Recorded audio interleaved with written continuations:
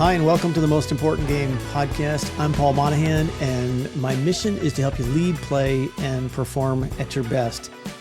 In today's episode, we visit with Ellen Van Oosten.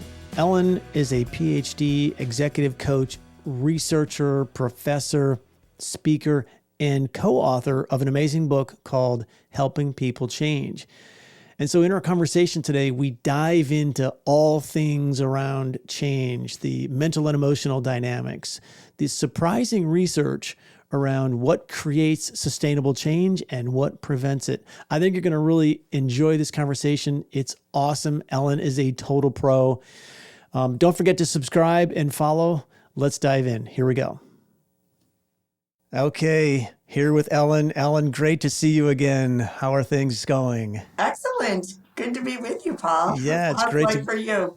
Of course, yeah, things are going great. Yeah, it's wintertime in Cleveland as we know, but that's okay. It's February, and we've only got a few more weeks left. So Exactly. And, we're hardy. We're we're a hardy type. we Very can handle good. it. It's all good. That's great. So, Well, thanks for coming on and doing this. yeah. Been wanting to do this for a long time. I know that we've had a lot of really great conversations and been a part of some broader conversations in larger groups and so forth. So to get you here, just to kind of dive into some things inside of leadership, coaching, emotional intelligence, all the stuff you spend your time thinking about and working on. It's going to be really fun. All my favorite topics. I love it. Yeah, thanks for Awesome. having me. You're welcome. You're welcome. I want to start by asking the question, why is change so difficult? Talk about like starting huge, Paul, right? How much time do we have? We have got plenty of time. These long formats, absolutely. Lots of time. So change is one of these terms, kind of like leadership, right? That is just huge and used all the time.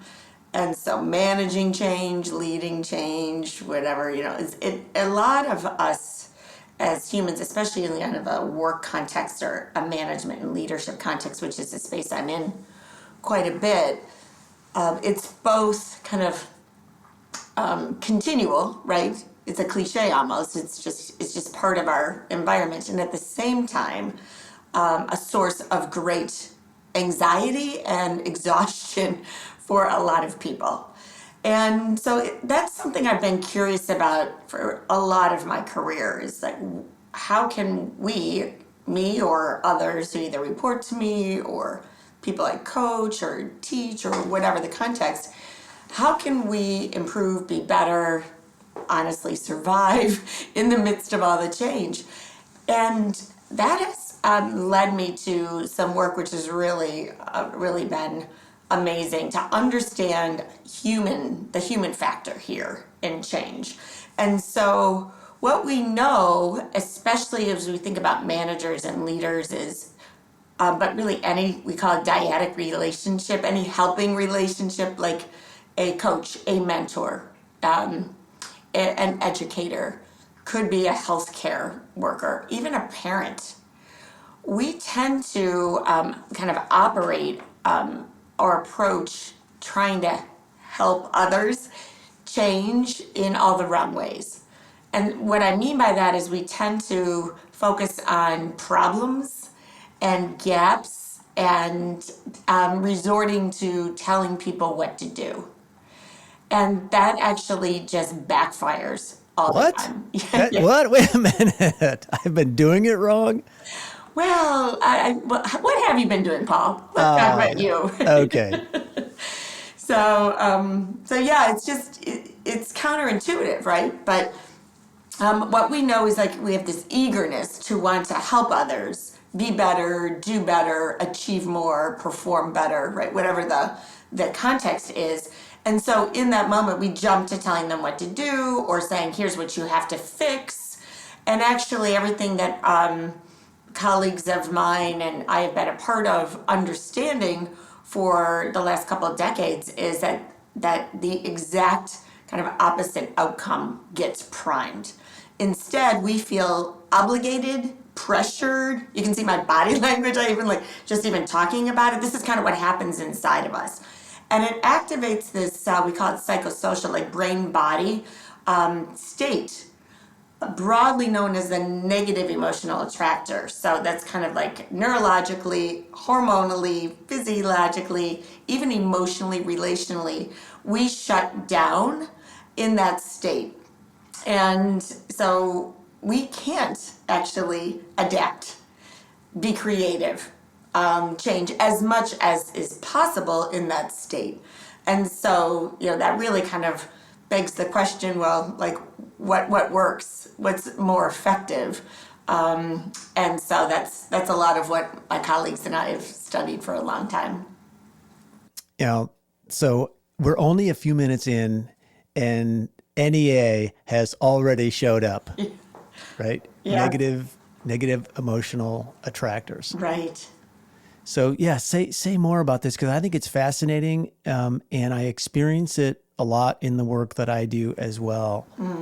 Where if a person is in a state of mind, a certain state of mind, where they just can't shift, sorry, the shift is not going to happen, and the change is going to be really, really difficult. So where do you see this NEA, and like what would be a great example of how it shows up, either, let's say in a corporate setting, or pick any setting you want. I would love for you to talk more about this, because the good news is there's an antidote for it, and I know you're going to talk about that as well. Yes. Yeah, there's always some good news, right? Yeah. We need the good news.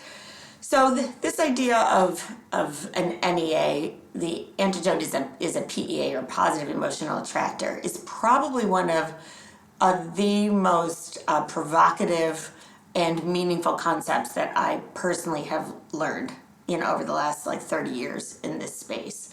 And what I mean by that is that I never really understood it prior to getting exposed to the research and the concept with my colleagues.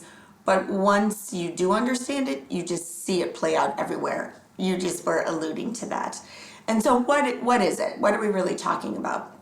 Well, the negative emotional attractor and positive emotional attractor are actually psychophysiological states. So think of them most, I think, simply as magnets. So we as human beings are always moving between these kind of these magnets, right? We're pulled towards one. This morning, maybe you got up and you heard your favorite, tune, and so you're in a great mood. Maybe you got a workout in and you love that, or maybe for you it's meditating or just some quiet time in the morning, and you're getting ready for your day and everything's great. You let the dog out and the dog comes back and doesn't run away. I mean, the little things in life, right, that make our mornings just go so smoothly. And then you contrast that with maybe yesterday, and you go out, you have a flat tire, and then you're trying to get somewhere, you're trying to get that fixed, and then you realize, shoot, my boss has just emailed me and expects this report, or maybe it's our top client. And so we get emotionally and internally, physiologically hijacked in the moment. And so those are just really kind of simple, off the top of my head examples of just life, work, just the reality of kind of what we experience throughout a day, a week, all the time. What's happening within us is that we literally are kind of moving between these magnets. So the kind of so what of this, as it relates to kind of this notion of performance, or kind of like just doing our best work, being our best version of ourselves, is that we need both. So it's not like we're saying, no, we only want to strive for positive emotion all the time. Actually, that's completely unrealistic, and it's just, it's a fallacy. So each kind of emotional state has a purpose. When we're in this negative emotional state, maybe our top client is disappointed with us and wants a better report or something else, right? What we then respond to in that moment is like literally focusing in our cognitive capacity, and kind of everything else physiologically lines up. Like, I'm going to focus, I'm going to get on my computer and I'm going to put on my glasses and I'm going to work, right? And so we're in the flow often. And what are we doing? We're trying to address, quote, the problem, whatever the problem is. And we can then, in that state, do some of our best work. The key is this: we can't sustain doing our best work in that state. We actually need doses of more positive emotion. Now, the positive emotional state is the state that we need to activate and is activated when we are connecting with other people, when we're remembering our spouse's birthday, when we're trying to think about, hey, I've got a really close colleague and this person is retiring, or they have a very sick child. How do I want to appropriately and meaningfully, and compassionately respond in that moment? In a work setting, though, Paul, like what that also looks like or could look like is a manager pulls their team to a meeting or even an offsite, and what they're hoping for is some like infuse of creativity, of innovation, innovative thinking, right? Like, well, like what can we do differently here? And then what are you getting? Kind of like crickets, and people like giving you kind of like a blank look. For sure. Yeah. And so a lot of times, Experienced that before, for sure. yeah, a lot of times we're not realizing there's actually a shift that needs to happen. We're just expecting people, well, all right, like, well, we have trouble with creative thinking or thinking outside the box, right? All these cliches. Maybe, but have you even primed the pump here to like have people pull them out of their whatever they're focused on, and then giving them a chance to really pause and shift over? And we can talk more about like how to do that, what that means, but that's kind of the concept in essence. Does that work? Yeah, I love that. It's really stark, and I guess I've seen it show up in a couple of different ways. It's a lot of when I read Helping People Change, which is just phenomenal, and I love the book. And you and your colleagues have just done some great work. Michael Bungay Stanier comes up for me, and because of some of the work that he's done in coaching, and this book is really about this dyadic relationship that you talk about, right? Somebody trying to help somebody else. It is fascinating to me how often people lean in with the advice monster that Bungay Stanier talks about. Mm-hmm. And I think, well, like when I read Helping People Change, I'm like, oh, this is the how not to be the advice monster, mm-hmm. and why not, and why you do not want to be the advice monster. So like, what's the research like? I mean, how do you, and I know you and your co-authors are researchers. Like, what's the research? Kind of, unpack that a little bit for us. I think that'd be fascinating to understand. Like, how do you figure this out? Oh, so let me try to summarize at a high level some Sure. of the research, Yeah. And just interrupt. Something I'd be able to understand. Yeah, for sure. Yeah. Start there. So the research really, at least from my colleagues here, a lot of it was led originally and continues with many of us by Richard Boyatzis, who's here at the Weatherhead School. And his research really goes back 58 years now, almost 60 years. And really started off in the space of working with individuals struggling with addiction, particularly like alcohol and drugs and whatnot, and really trying to help them, right, be able to change in ways that they were desiring. And that gave him a lot of early insight on what is it that is needed, and how do we as adults in particular learn, change, grow, transform, whatever way you want to think about it, in ways that are sticky, enduring, like that last, right, for a long time, as opposed to fleeting, for instance, short-term, change.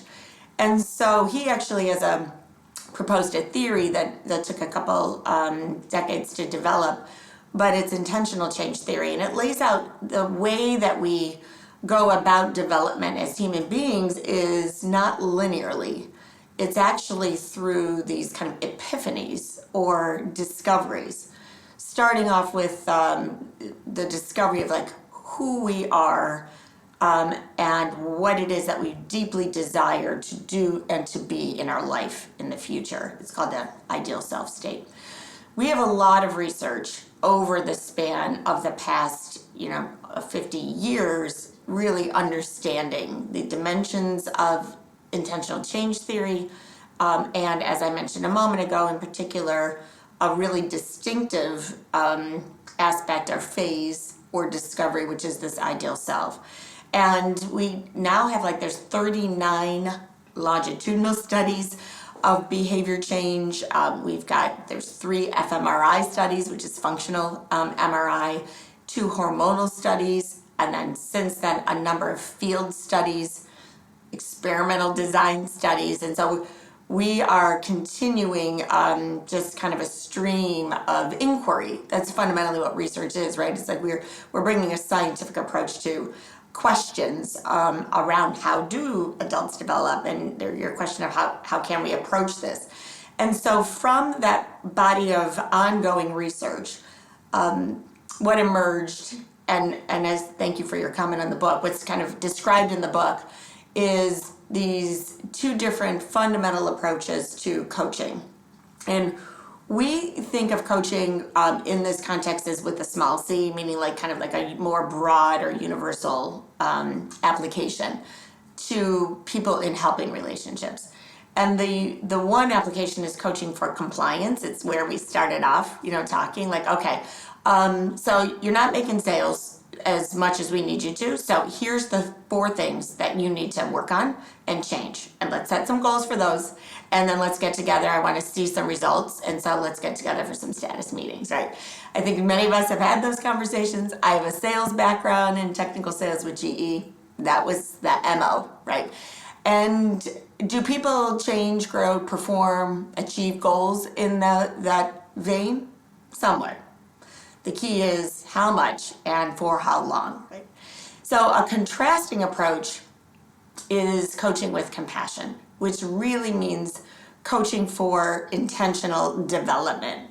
And it engages or is based on a different emphasis than the emphasis of coaching with compassion. So a lot of our work, a lot of the research is, all along that vein. I would say one more quick thing about the research, though, and I know it's summarized in the book too if folks are interested in it, but some of the coolest research is the neuroscience research around this. And so just like we were discussing, this positive emotional attractor and negative emotional attractor, what we have come to appreciate and understand, led by our colleague Tony Jack, who runs the Brain Mind Consciousness Lab here at Case, but also Richard and Angela Passarelli and others conducted a number of these studies. And what they found is that primarily we have 2 dominant neural networks. We have thousands of networks in our brain, but dominant ones, which think of them as super highways, that we travel on, turnpikes, maybe in the state of Ohio. So one of them is the analytic network, and another is the empathic network. And these 2 neural networks are the ones that we engage or have correlates, that are linked to this positive and negative emotional state we were discussing.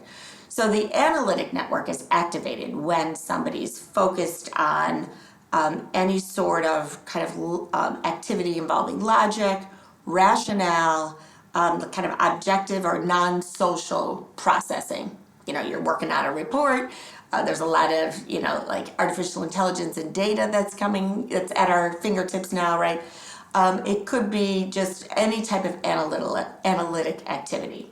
So as you know, in a lot of different work, there's a whole lot of the basis of the work that is analytic in nature. My background is engineering. That's kind of what we did all the time. We're trying to figure out what's the problem, what are the options to address it, what do we know in terms of data, and so on. So a lot of us in our work live there in this analytic space. The other dominant neural network is the empathic network. These are the layman's terms for them. It's called the default mode network, but the empathic network is what we activate and needs to be activated when we are envisioning a future for ourselves, when we're trying to think about, like, how can I maybe create or nurture a working relationship with my peers who I really don't cross paths with, or with my direct reports, right? Relational activity, teamwork, collaboration, all that is actually advanced when we're in the empathic network. So so what of that research is that we cannot be in both networks or activate both networks at the same time. We actually like toggle back and forth, kind of like a seesaw, which makes sense, right? You can't drive on two highways at the same time. But we don't really know that, or most of us don't know this. And so it explains like so much about dynamics, explains about our own capacity for in that moment being able to kind of meet the moment with the best of our internal resources, cognitive resources, relational resources, and so on. So let me pause there because that's kind of like a bit of a frame around the research and a couple of highlights. But for me, just like what has really been profound in terms of understanding people and dynamics and teams and leadership. For sure. It sounds fascinating. So many things come up for me. The work of Matt Lieberman in a social context was to me very interesting. That comes up, this idea that I think the research is something like this, where he says that when this idea, so you describe this idea of toggling between these two neural networks. So I think as he describes it, he says like if a person is deep into focused work for a period of time, as soon as they're done, as soon as they've accomplished it, that network switches off and they want to go and be social.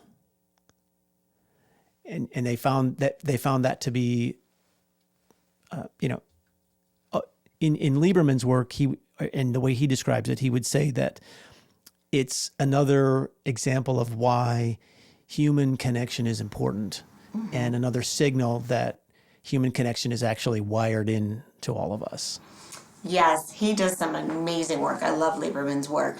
And to build on what you said, Paul, as human beings, at our core, we want to be understood, appreciated, and feel like we belong. So that connection you just talked about, that innate desire for that, is something we all have, and it's linked to our need and desire to belong.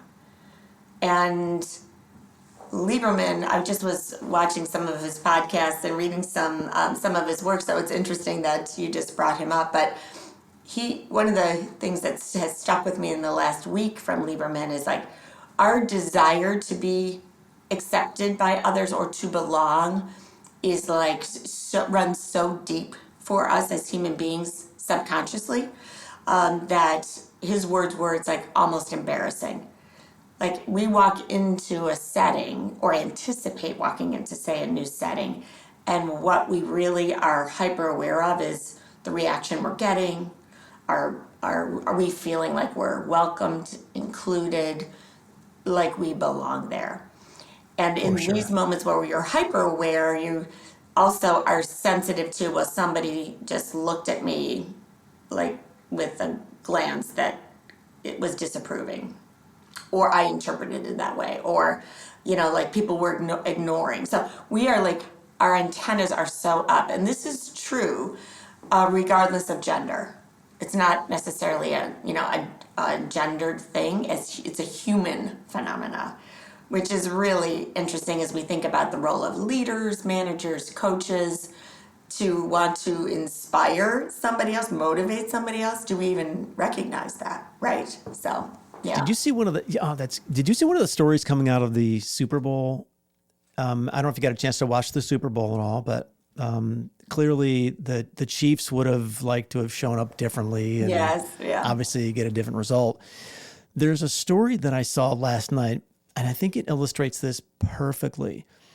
And the story came with a video, but the story is something like, Chiefs quarterback Patrick Mahomes snubs his key running back and walks past him to embrace Travis Kelce, his go-to tight end who maybe only had 2 catches or whatever.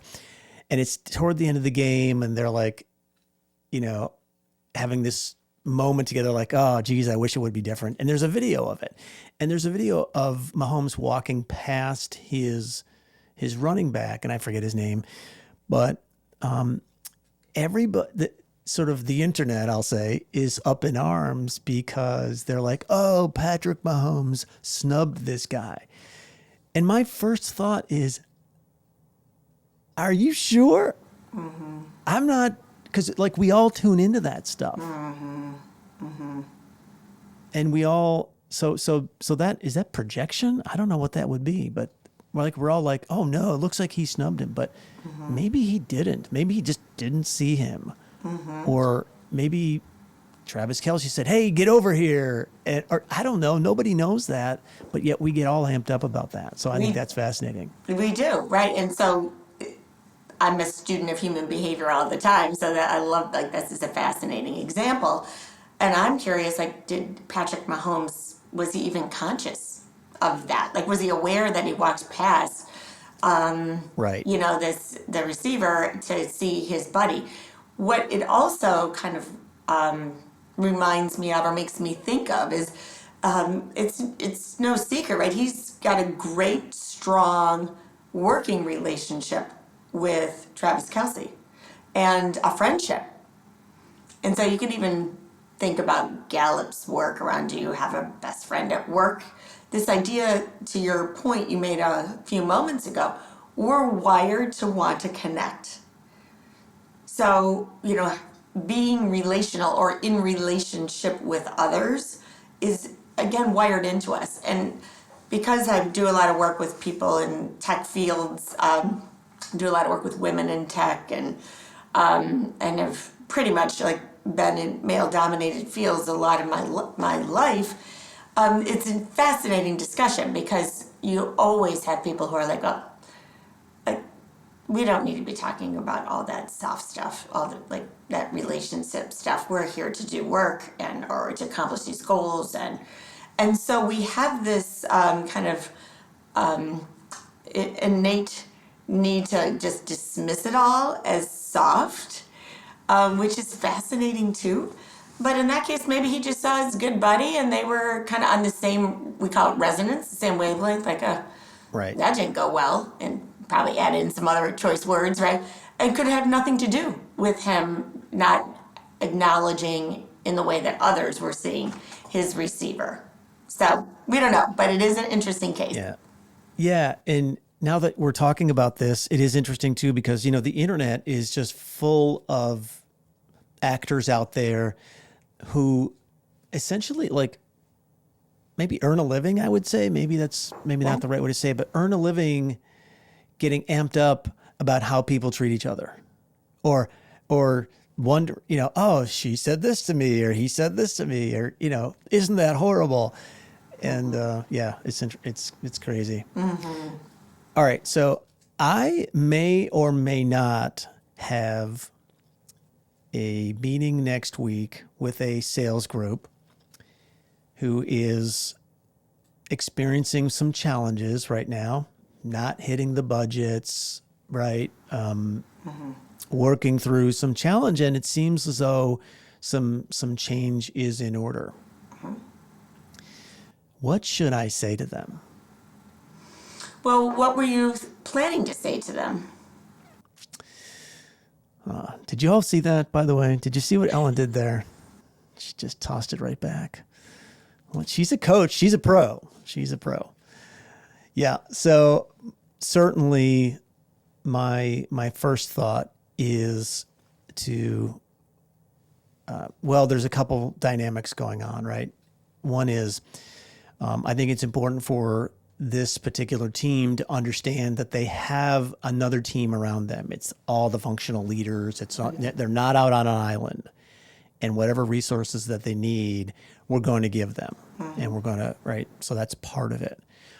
And the other part is connecting them to what an ideal 2025 could look and feel like. Let's imagine that 2025 was the best year ever. What happened? And that's really that's sort of, that's my thought about where to start the conversation. Which is why you're so good at what you do, Paul. And here's why I'm saying that. So starting off with like having the group come together in shared reflection around what's going well, and then also to tag off of your question, what would an amazing, successful, you fill in the blanks, right? 2025 look like? Enables people to then get out of the current situation, the current moment, the whatever mud or muck they're in, especially if you're Right. pulling people together around that quote problem or Yep. gap or whatever. That is inherently a negative emotional attractor experience. People know it, right? Right. And so you have to kind of shift that over to get people to be creative to what we were discussing earlier. So that question starts this process of like, what is it that we would love to have happen? Which is an imagination or imaginatory question or exercise, right? You're engaging their imagination. And so knowing that's what you're trying to do in that state is important to that conversation we had a few moments ago about you need them to be in this neural network where they can imagine and see a exciting, desired, possible future, right? But the key is as a group to do that together. And so we call that like shared vision or shared vision, shared purpose. So the why are we here? What's our core purpose? What do we really want to make happen? How do we, what do we stand for? All those kind of prompts are important for the group to discuss together in a non-threatening environment. So whether you in this case are like a manager or leader, our roles are to bring people together and create this environment where people are psychologically safe, but also feel they can that they are inspired, motivated, whatever it is, to contribute to the vision, as opposed to kind of just sit there and not say anything. So that's a big part of it. Another is to be deliberate around having the team anchor around their strengths. Strengths really is one aspect of another stage of intentional change theory. It's called the real self. So what are we doing here as a team that is working really well? What are we most proud of? What do we know that we've kind of got nailed, right? Because you want to make sure that as you adapt and move towards that future, you don't throw out everything else that has got you to where you are today in the best sense. And a lot of times I see that's missing from change efforts. We just kind of skip over, oh yeah, well that's good. Let's just focus on all the problems only. And it's a both and. But being deliberate around the strengths first and that vision or imagining this future that's kind of connecting our purpose, our core values, has great meaning for people. And that then opens people up, right, to each other, to connecting the team to each other, but also to being able to think bigger, broader, differently, more creatively, which is really the gold. Isn't that the gold, right? You're trying to figure out like, okay, this isn't working, so we're going to have to do something else. So starting there, I think would potentially lead to a generative conversation, that you can then build on. Yeah, there's something from helping people change that really caught my eye. I'm going to put this quote up here because it really goes to, I think, one of the elements that you're talking to that it leads to, and that is this idea of building desire or tuning up desire, as one of my coach and mentors likes to say. We've got to tune up desire. So I want to put this quote up here. The key is for people to think about what they're most excited to try in the way of behavior changes to help them grow closer to their ideal self. Interesting that we're talking about this because that's one of the quotes that I had picked for us to kind of kick around a little bit. That's neat. And the word that immediately jumps out for me around that is energy. Like, where is the energy in the group?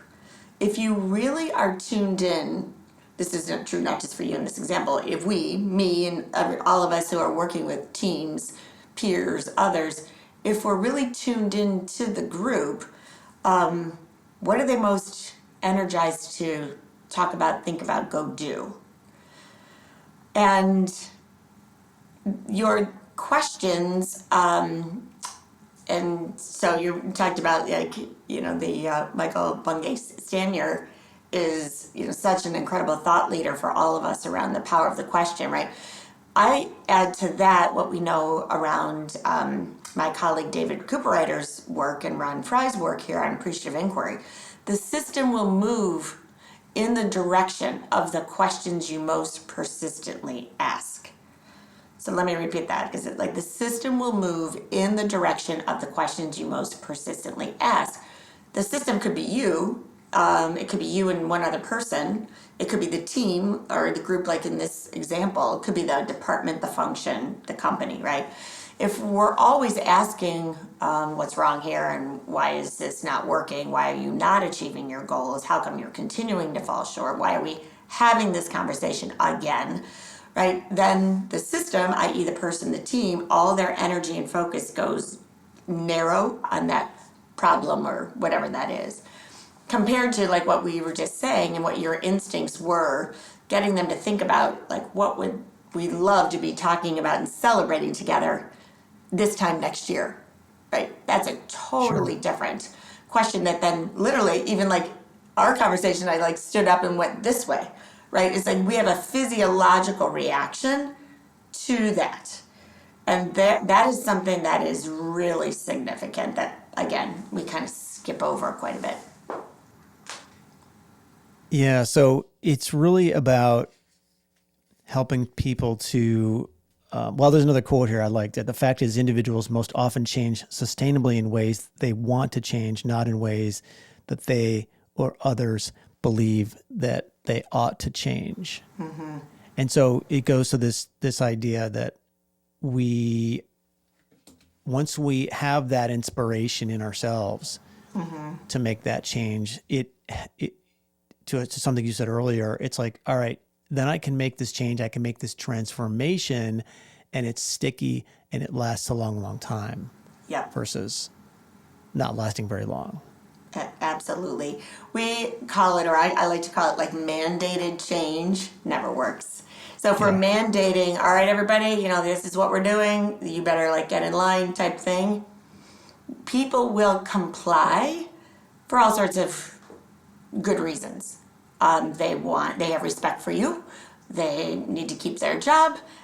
They were raised to listen to the boss. I mean, there's all sorts of motivational drivers for why they would comply. Maybe it's a good idea. They're like, yeah, that actually makes sense. But will they stick with that, whatever the new behaviors are, the changes or whatever, for the long haul? Not usually. And all you have to do is think about this yourself or with people that you know. I mean, we don't even need the research for it. Like the whole fitness industry, like rests their profitability on this concept of like, yep, everyone's going to be like, I'm all in January. This is the year of health.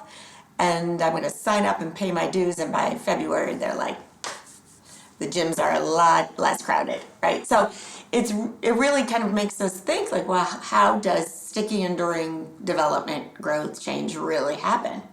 And you need that first step, which your example in this case with the sales group really represents. You really need to start with this conversation and process around discovering and articulating what it is that, in this case, the group or the team desires to do and to be.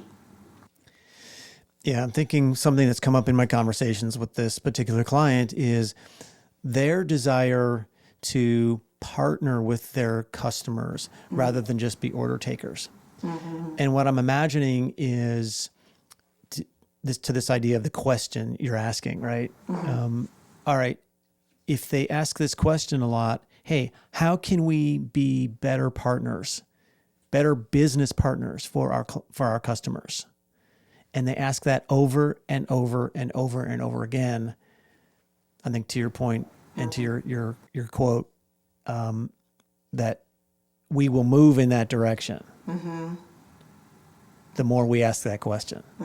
How are we being better partners? How can we be better partners? Right. Have we spent time, right? It's this intentional piece of it. And where do we have examples to tag off of what you were saying, right? So that sometimes there's like these examples that maybe two people or a smaller, like more discrete, example presents itself. Like, hey, it's working really well here. How can we replicate that? So most often there is something already happening that you could learn from, build upon, expand. But that's only if you're asking, like, well, is this happening at all? Or is this something we have to start from total scratch? It rarely do you have to start from total scratch, but you have to go find it. You have to go mine for the gold. I use that metaphor a lot, which is from an article I read years ago. To give full credit, it's not my original idea, but it's so powerful, right? People are developed the same way gold is mined. You don't go into the mine looking for dirt, you go into the mine looking for gold.